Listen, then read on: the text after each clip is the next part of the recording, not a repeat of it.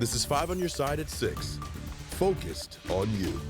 First tonight, a weather impact alert, strong storms and a threat of flash flooding on this 4th of July Eve. Thank you for joining us. I'm Ann Allred. And I'm Mike Bush. The rain and storms could change your holiday plans, so let's get right to Chief Meteorologist Scott Connell with that weather impact forecast. We've had some stronger thunderstorms tonight, Mike and Ann, down to the south of St. Louis, but the strongest storms have now moved out of the 5 on your side area. So our weather impact alert for that severe potential has diminished down to the south, but we're not done with the overall weather threats here as we head through the next 36 hours. While there may be a spritz or two, Metro St. Louis is okay. We'll wait for the atmosphere to reload out to the west. That'll send another surge of moisture our way in the wee hours tomorrow morning. So heavy rain becomes the focus overnight, and another weather impact alert from 2 a.m. until 10 a.m. tomorrow morning because of a flash flooding threat.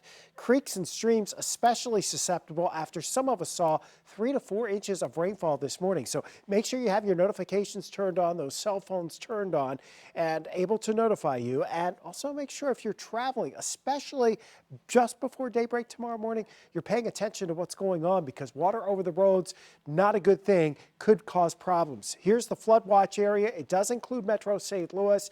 That starts this evening and runs into the early hours on Friday morning. As far as a severe weather threat for your 4th of July, yes, there's another weather impact alert for later tomorrow into tomorrow evening.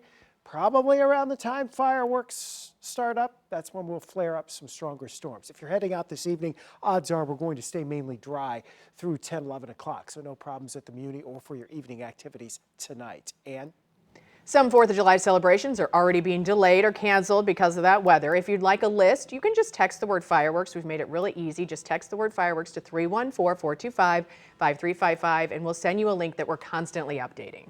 St. Louis police and firefighters are taking extra safety measures ahead of the 141st America's Birthday Parade.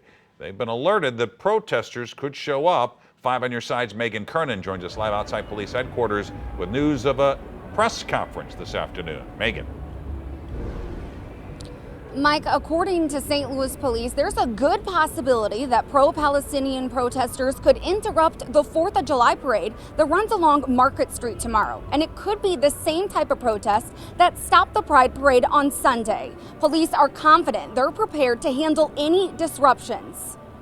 We have gathered intelligence to suggest protesters may attempt to disrupt the parade on Thursday using a so-called sleeping dragon tactic. St. Louis Police Chief Robert Tracy says the tactic is a human chain where people handcuff or chain themselves together inside PVC pipes. Very similar to what we saw pro-Palestine protesters do at the Grand Pride Parade last weekend, as you can see from these police photos. Who brings PVC piping to a parade?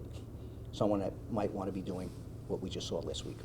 Fire Chief Dennis Jenkerson says cutting into the PVC pipes is difficult and can potentially be dangerous. It takes a lot of training. We give them their rights, and we have to remove them, and we do it safely. The group behind the protest told us earlier this week that America's Birthday Parade will likely be their next target.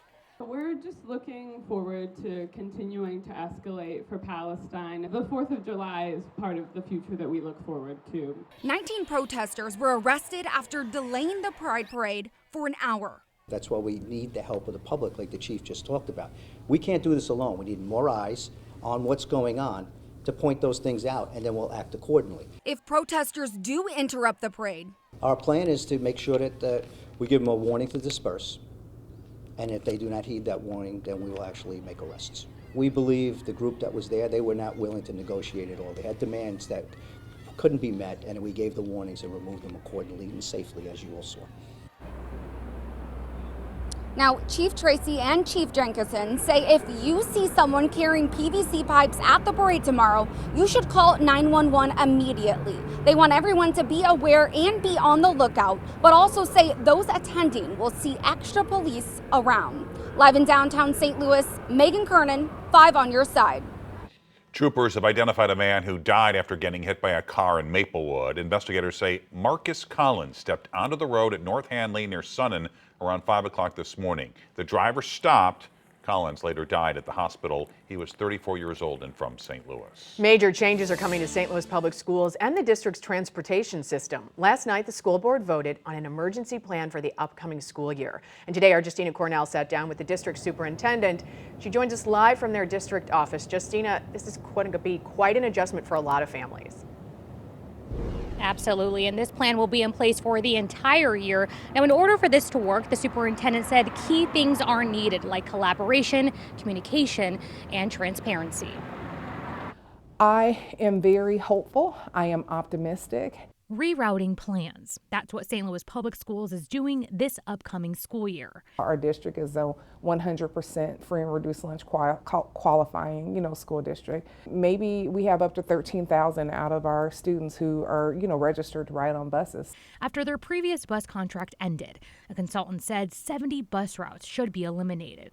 Tuesday night, the school board created an emergency transportation plan. We are, expecting a pretty broad impact. The new plan will have staggered start and end times. The district will use vans where they have fewer students, and high schoolers will be asked to ride the Metro.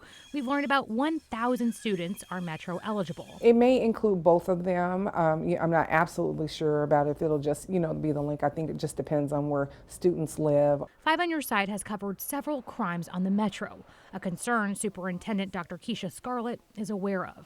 As we're thinking about safety for Metro, the conversations with Bi-State have been around what type of security can be provided, how might we invest in ensuring that we have the level of security on those buses, even beyond what typical ridership would be. She explained they may even use their own security force. We may be able to utilize our resources differently in that way. And so, the whole idea here is what can we be open to? St. Louis Public Schools aren't the only ones impacted. Bus driver shortages are a nationwide issue. Nonprofit Education Plus works with 60 districts in the area, different districts with the same stress.